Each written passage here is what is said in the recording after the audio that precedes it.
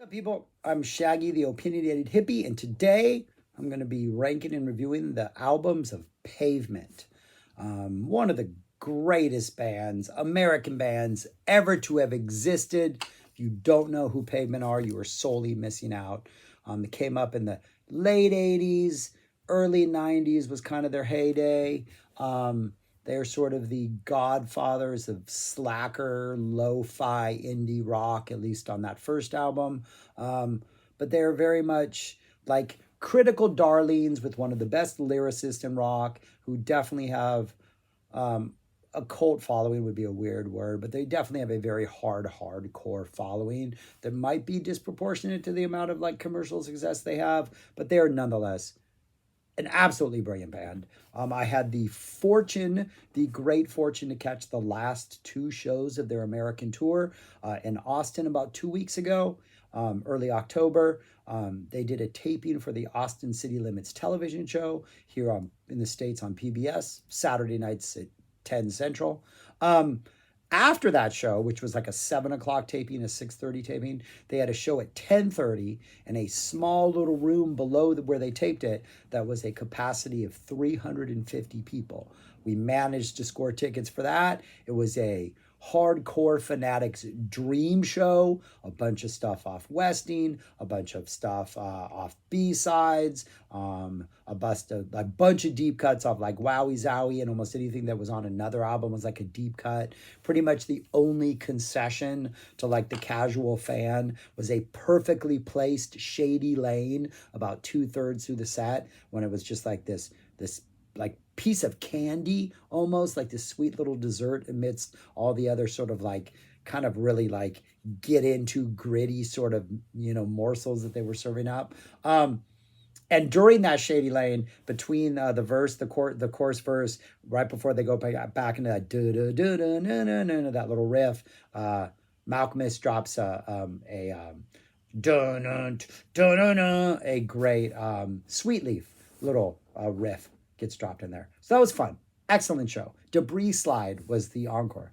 And then the next night, for their actual final show of the tour at the Austin live venue, open to the public show, it was like your greatest hits with a bunch of deep cuts. It was a perfectly balanced show. Like they opened with Cut Your Hair, Harness Your Hopes, thanks to TikTok, got a huge response. So there were a lot of new fans, but a lot of hardcore fans. The show was incredible. They also closed and thus ended the tour with Fillmore Jive, which was just epic. So two absolutely fantastic shows. So now I wanted to do their albums, review their albums. And how did I get here? Because I am trying to make everything fit under Zappa's concept of the big note. Zappa played Berlin, I think it was Berlin, in 1968. Apparently there were members of German art rock bands, Kahn and Faust, maybe some others were in attendance. They were influenced by the Mothers. Kahn eventually recorded an album called, I am not good at pronouncing this, Ege Bumyasi, E-G-E, Ege Bumjasi, I don't know, it's a Turkish word, I think. But they had an album. Their third studio album was Ege Bumyasi. Stephen Malcolmus, as a solo artist, the frontman for Pavement, did a cover of that, live cover of that entire album, released it on Record Store Day a while back, like maybe 8 or 9 years ago, and then recently released it like to everybody, I think, like last year or the year before. So through Stephen Malcolmus's love of Kahn and Frank's influence on Kahn, we arrive at Pavement, because Malcolmus was in Pavement. I don't think Pavement, nor Malcolmus, nor Spiral Stairs have ever covered a Zappa song, so that connection was not there. And before I do get to the albums, I do think that their 5-album run, they only had 5 albums. I think it is almost the perfect sort of like trajectory of any band who has considerable success or is considered sort of an artistic, like gets the critical love artistically. I think the path that they run is almost a template for how bands usually do things. 5 albums, each representing what is, I usually think, maybe an era of a band. They did 1 album each and then just called it quits. The first album, Slanted and Enchanted, was essentially that raw lightning in a bottle masterpiece. Essentially, just two of them were there, Malcolmus and Scott Canberg, Spiral Stairs. Essentially their project. I think Gary Young, the old drummer, who played drums on a couple tracks, but it was essentially them, the two of them. It was lightning in a bottle. It was brilliant and near perfect, a perfect album, but just like defining almost a genre with that opening salvo. Then the second album is them still being utter geniuses, but now it's polished. And the album feels more like a thoughtful like journey from start to finish. And it definitely seems like an official studio album instead of this raw thing. The third album was like, hey, we've done the perfection thing in the studio. Let's do our version of the White Album or Exile on Main Street or Uncle Mead. Let's get weird and eclectic, but still have moments of utter beauty and pop genius. And let's do it all in a mixed bag. That was the third album, Wowee Zowee. I have seen people connect Frank Zappa through Pavement because of the Wowee Zowee title, but I'm pretty sure Frank spells it differently. Pavement spells it with two E's, Wowee Zowee. Zappa had an IE. Plus, there's nothing on it that would remind me of the song Wowee Zowee or remind me of that era of Frank. Like, obviously, if it was called Uncle Me, yeah, but not Wowee Zowee. So I don't see that connection. But that was their, like, eclectic album. Their fourth album is like, okay, we got that out of our system. Let's just do what we do best. But we're a little bit older, a little bit more mature, but still it's perfect. Brighten the Corners. And then the final album was like, we're burnt out, but we got one more in us.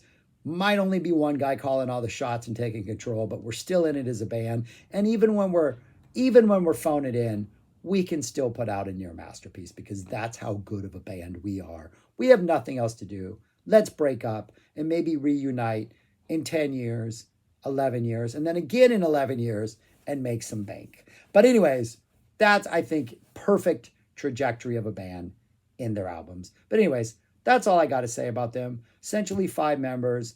Malcolmus, who has a fantastic solo career, his albums are amazing. And Spiral Stairs are sort of the guys who were there from the beginning. After Slanted and Enchanted came out and they started touring, Mark Ibold on bass, Steve West on drums, and Bob Nastanovich on everything else. Hype man, percussionist, singer, noisemaker, just that guy. He's in the corner. He's got his little corner on the stage with all kind of noisemakers and jack gadgets. Sometimes he's on the mic running around, hyping things up. Just more bands need a Nastanovich. Nastanovich? Why does that sound weird? Need a Nastanovich in their band just to be there at all times. But anyways, yeah, let's go on to the albums. 5 of them. My number 5 is this one.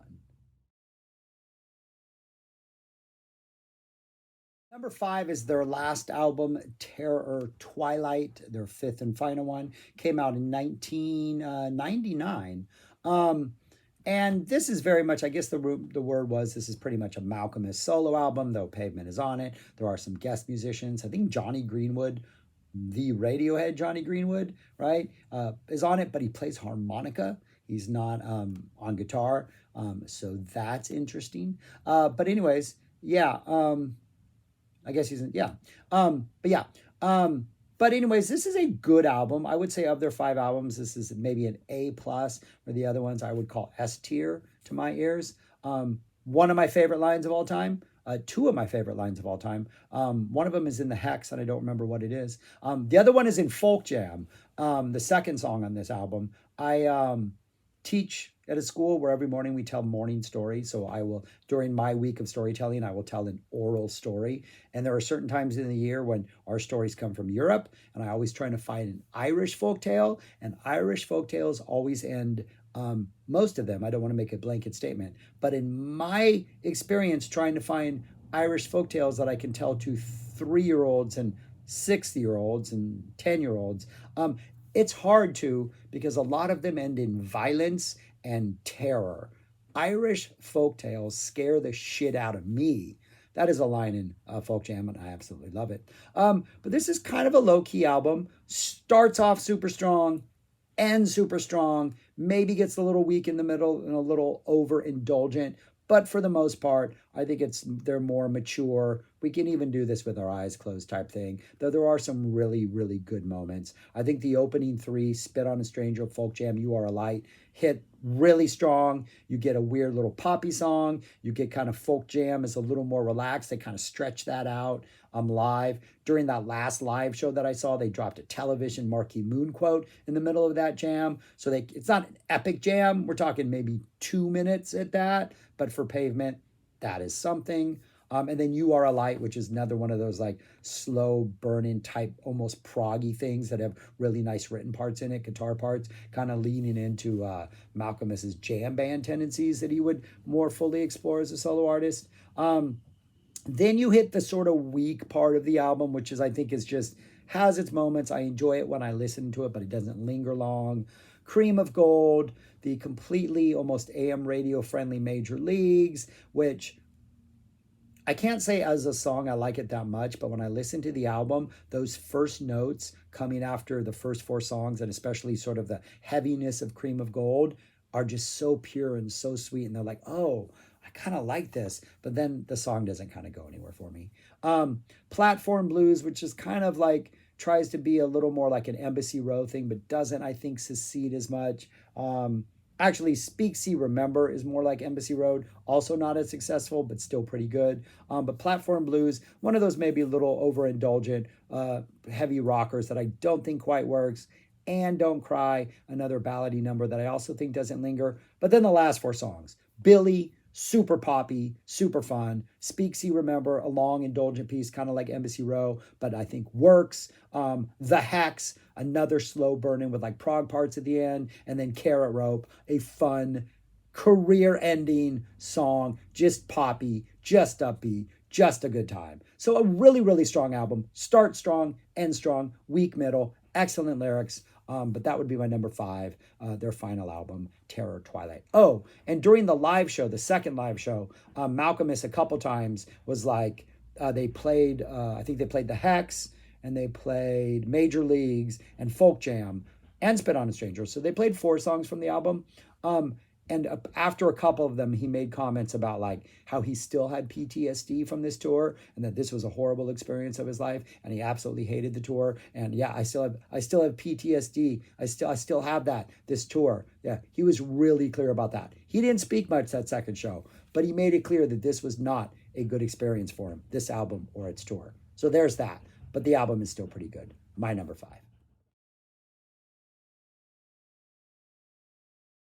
Number 4, their fourth, Brighten the Corners, 1997. Another really, really, really incredibly strong album. I don't think there's a weak track on here. I mean, sadly, and I hate to be that guy, the 2 weakest tracks for me are Spiral Stairs, Canberg's Date with IKEA, and Passat Dream. I know he says it in the song, Passat.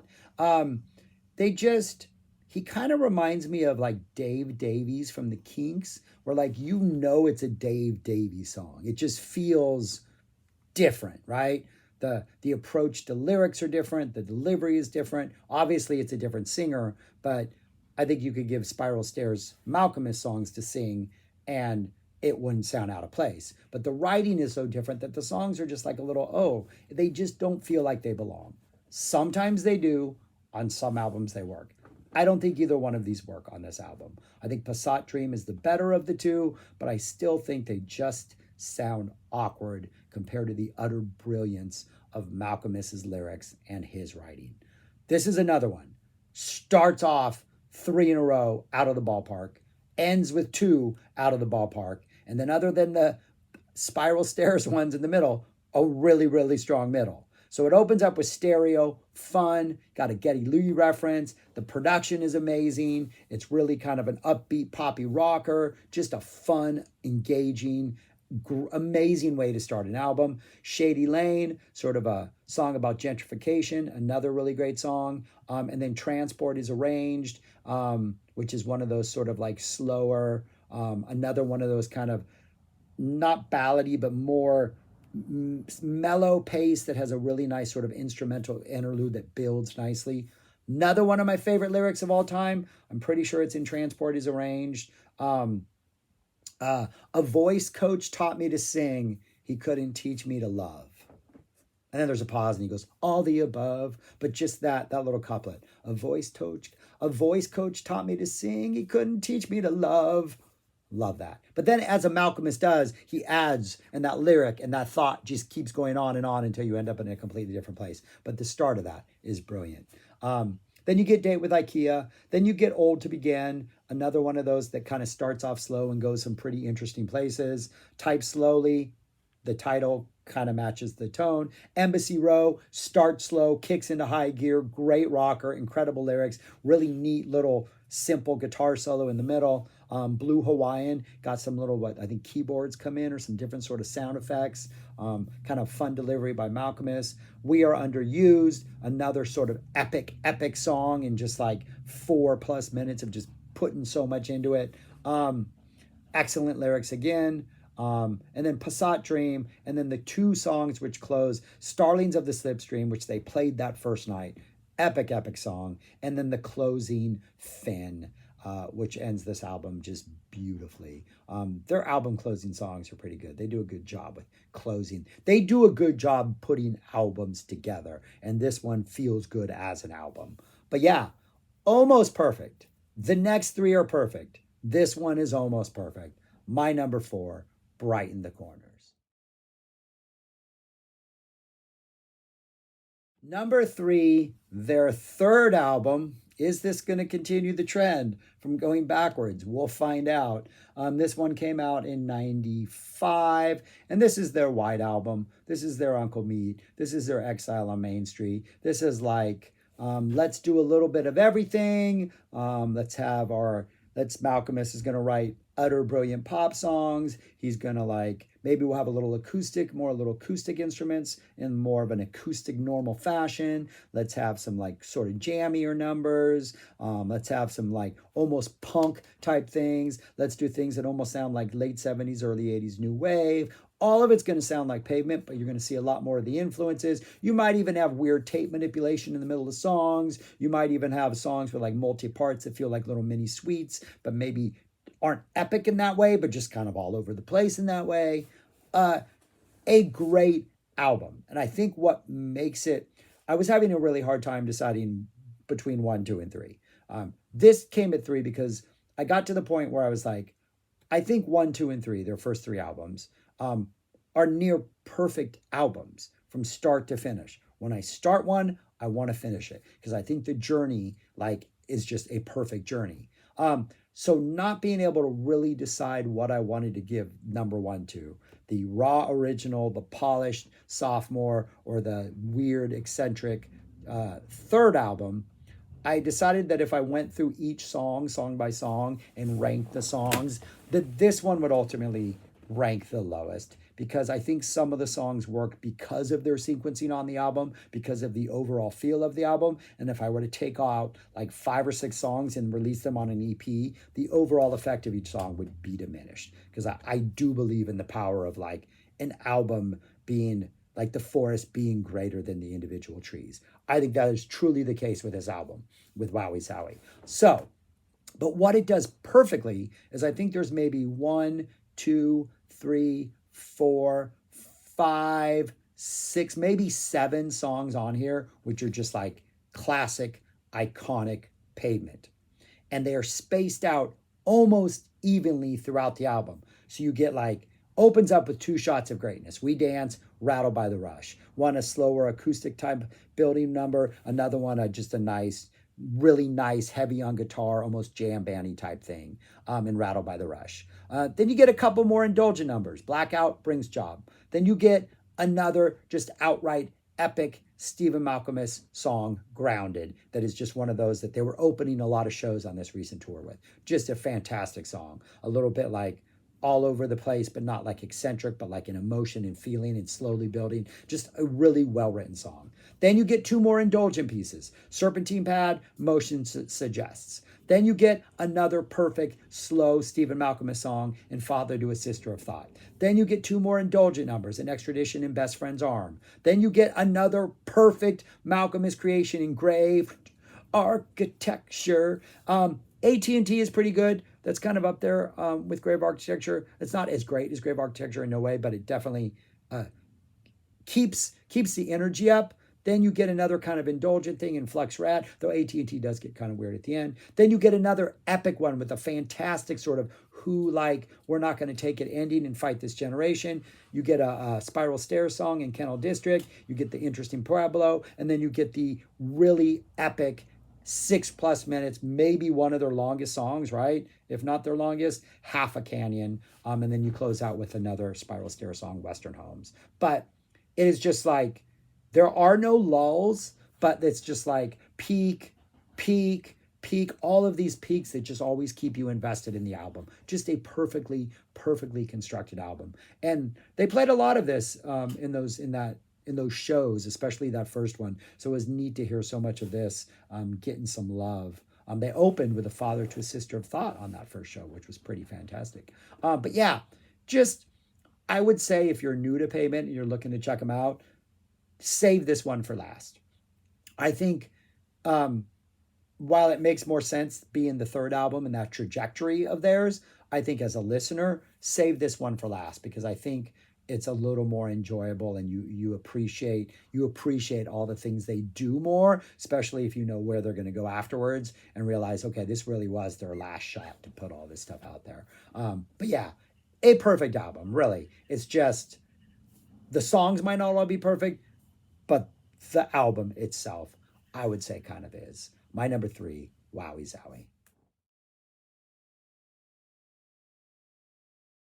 Number 2, and yep, we're just going straight backwards, is 1994's, their second album, Crooked Rain, Crooked Rain. I was going to call it Cut Your Hair, but that's not what it's called. A perfect album, another perfect album. This is like, they went in the studio, they seemed to have a little more time, they had a full band, they crafted a perfect listening experience with songs that from start to finish are nothing but home runs.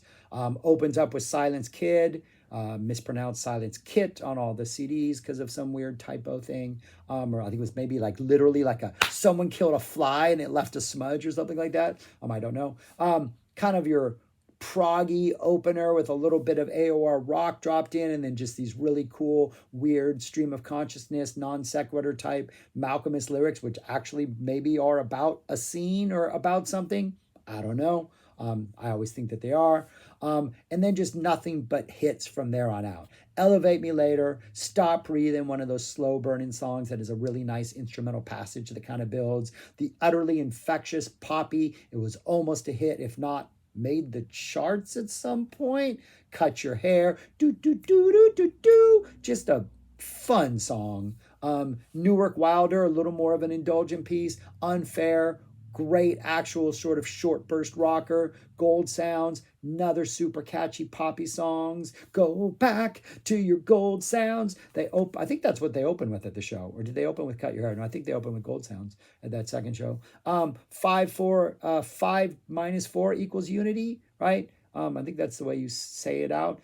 Sort of a Dave Brubeck jazzy type little throwaway number, but not really a throwaway number, just kind of works perfectly in the flow of this album. Range Life, sort of a country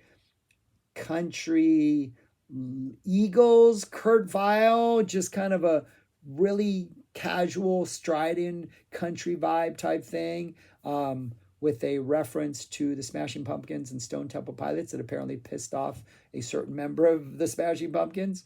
Heaven is a Truck, another slow one that just builds nicely. My favorite song, one of my all-time favorite songs, Hit the Plane Down, Spiral Stairs, best song, just almost doesn't fit on the album. It just is just this really, you got to hear Hit the Plane Down to understand Hit the Plane Down. It's just this highly repetitive, almost sounds like an early Con number. Always reminds me of Waiting for the Streetcar, Waiting for the Streetcar. Just kind of this bass groove that they just kind of yell, hit the plane down, and there's yelling and screaming. My dream has always been to see Pavement do an 18-minute version of Hit the Plane Down. I've yet to see them do Hit the Plane Down, let alone see an 18-minute version. So, and then what might actually be their longest song, I think this is definitely longer than Half a Canyon. Fillmore Jive, just a perfect song. these slow parts with these epic, almost jam band jams in between them. Some great lyrics. Malcolmus.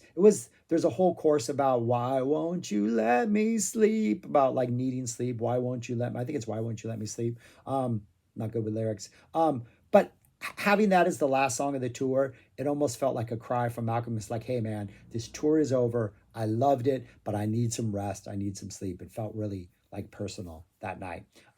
But it is an epic song. I think one of their best. Just the lyrics, it leans into their musical capabilities, shows off Malcolmus's lyrical abilities. Just a great band effort in a fantastic way to end what is essentially a perfect album. But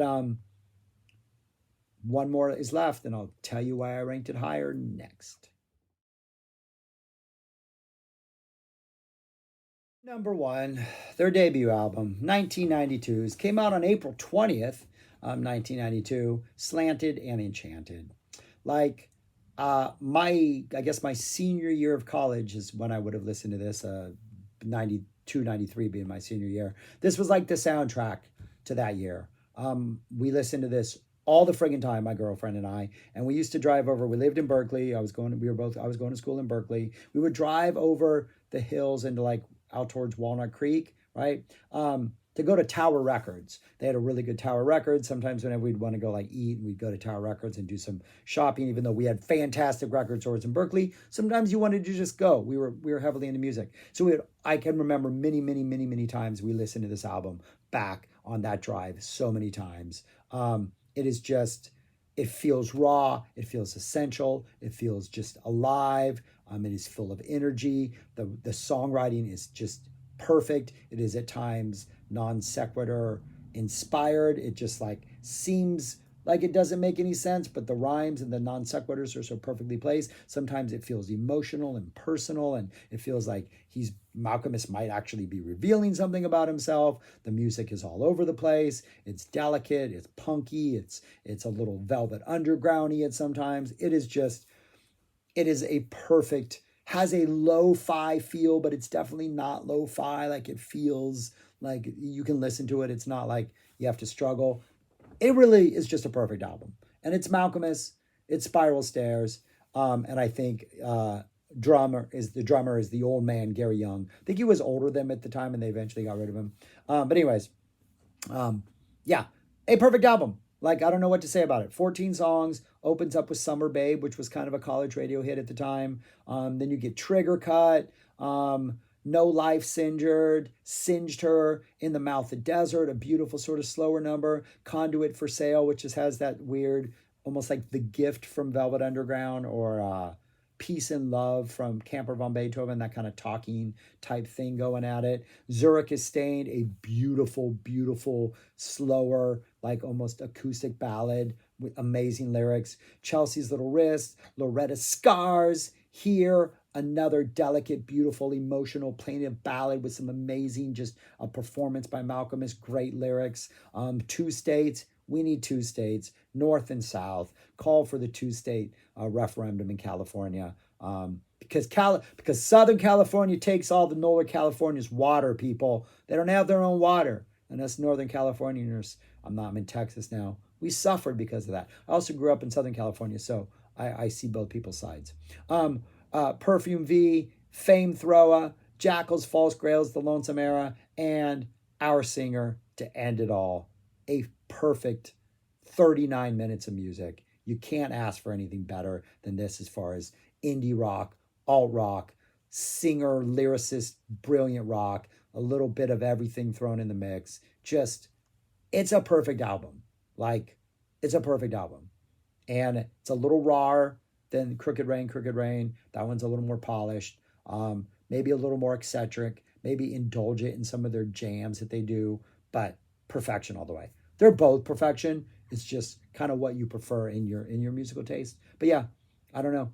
I know this is won all sort of like accolades and awards, so I know I'm not the only one in thinking this is an absolutely brilliant album. But yeah, if you haven't heard it and you haven't gotten on the Pavement train, go get on the Pavement train, people. But yeah, I'm going to wrap up this video right now. So I'm wrapping up this video right now. So yeah, that's it. Those are my 5. I went backwards. Yeah, it sucks. And no, this is not the case where I think they got worse as the years went on. I think those first three albums are perfect. It's just um, my own personal experience with discovering them at that first one and having that sort of like year of my life devoted to that sound. Um, I have to give number one the one, but I think number one, two, and three are each perfect. So they didn't go down; they just got different. And where I fall in is at one. Four is a little bit of a drop off. Five is definitely a drop off. But all of those are A and above albums. I would say four of them are S tier albums. A fantastic, fantastic band. And Stephen Malcolm's solo career is absolutely fantastic also. And I'm going to get to those albums probably next week because I'm a huge Malcolm fan also. And he is definitely, definitely worth checking out. But check this out. Let me know what you think of it. I would say if you've never heard Pavement before and you want to give it a shot, start with that second album. Start with Crooked Rain, then go back to the first album. I think that opens the door and shows you enough of Malcolm's brilliance and the band's brilliance to get you invested. And then go from there and explore and have fun. This is an incredible band. And I'm going to do a top 10 song list. I'm also going to do a top 10 song list of songs that are not on their officially released these five studio albums, because there was a lot of really, really good stuff that was on EPs or other things, CD singles and stuff that are worth checking out. Yeah, Pavement's a great band, people. But that's it. I've yammered. Yammered's not a word. I've talked too much. Subscribe, like, leave a comment, go listen to music, share, all that stuff. You know how it works, people. And take care.